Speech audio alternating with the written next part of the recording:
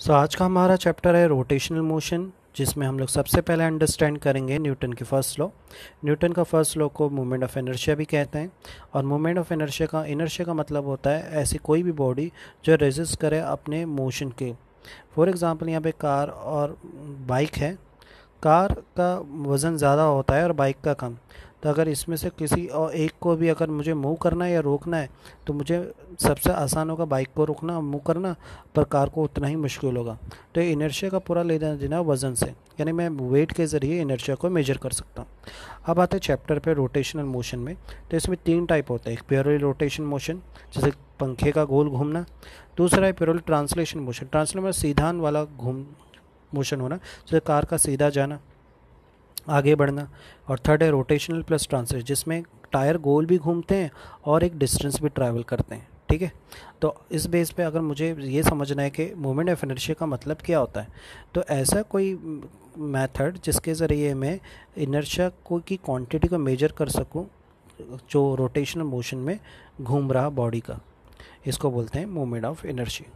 इस चैप्टर में ये वर्ड काफ़ी बार बार रिपीट हुआ है, रिजिड बॉडी। तो रिजिड बॉडी उसे बोलते हैं जिसका शेप और साइज़ चेंज नहीं होता। एग्जांपल स्टोन, आयरन, अगर ये अपनी फिक्स साइज़ में तो उसे मैं रिजिड बॉडी बोलता हूँ। अब सबसे पहले कॉन्सेप्ट हम लोग अंडरस्टैंड करते हैं, जो कि है kinetic energy of a rotating body. अब आपके पास यहाँ पे एक रिजिड बॉडी है, ठीक है। इस रिजिड बॉडी से मैंने कहीं सर भी एक एक्सेस ऑफ रोटेशन खींचा है, ठीक है। उस एक्सेस ऑफ रोटेशन से खींचने के बाद इस बॉडी में हर जगह पार्टिकल्स हैं, हर एक पार्टिकल्स का मास होगा और उसका एक पर्टिकुलर डिस्टेंस होगा एक्सेस ऑफ रोटेशन से, जो मैंने यहाँ पे रिप्रेजेंट किया। जैसे एक पॉइंट है, पार्टिकल है जिसका मास m1 है, जिसका डिस्टेंस r1 है और उसकी वेलोसिटी v1। उसी तरह से दूसरे मास ऑफ पार्टिकल का m2, v2 एंड r2, और थर्ड का भी इसी तरह से कुछ वेलोसिटी और डिस्टेंस और मास होगा। इसके बेस पर अगर मेरे को इस रोटेटिंग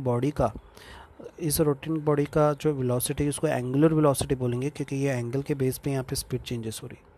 अगर मैं वेलोसिटी की बात करूँ तो यहाँ पर मैंने छोटा सा लिखा है, देखो v equal to R omega. ये क्या रिप्रेजेंट करता है कि यहाँ पर जो हर एक पार्टिकल ऑफ मास की वेलोसिटी है, वो शुरुआत में जब ये घूमेगा तो कुछ देर तक वो सीधी जाएगी, उसके बाद वो टर्न बैक हो जाएगी, तो कुछ देर तक ये लीनियर वेलोसिटी देगा, उसके बाद वो एंगुलर वेलोसिटी बनाएगा।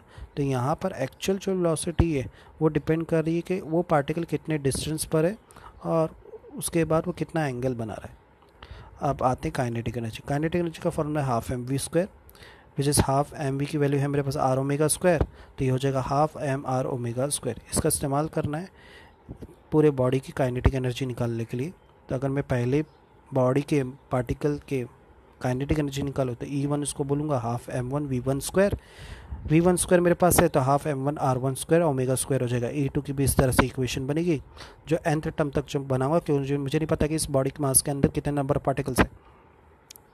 उसके बाद इनका सम निकालना है। So total kinetic energy of rotating body is equal to sum of all the rotating points. So सबकी वैल्यू लिखा है, सब में कॉमन क्या है ओमेगा और हाफ, तो बाहर आ जाएगा, अंदर बचेगा M I R I square M two R I. Now it is M is my mass and it is depend upon the distance. ये मास और जो डिस्टेंस पर डिपेंड कर रहा है, चलो हाफ वो बाद में देखते हैं, ये सब तो कॉमन है तो उसको सबमिशन के बेस पे भी रिप्रेजेंट किया जा सकता है। अब आते हैं ट्रांसलेशन काइनेटिक एनर्जी का formula half M V square. तो एम यहाँ पर मेरा एम ये पूरा भाग है और वी स्क्वायर यहाँ पर रोटेशन में वी की जगह ओमेगा होगा, एंगुलर वेलोसिटी है। तो ये जो भाग है, ये जो मास है, नॉर्मल ट्रांसलेशन में मास इनर्शिया होता है, पर यहाँ पर जो मास है रोटेशनल में वो मास विद डिस्टेंस है, क्योंकि मास डिस्टेंस के बेस पे कम ज़्यादा होता रहेगा। तो उसकी जगह पर मैं क्या ले लूँगा, I is equal to submission of M I R I square. तो अगर इसकी जगह आई लेता हूँ तो मेरी इक्वेशन क्या बनेगा, E R is equal to I omega square. इस इक्वेशन के ज़रिए हम लोग किसी भी बॉडी का काइनेटिक एनर्जी फाइंड कर सकते हैं।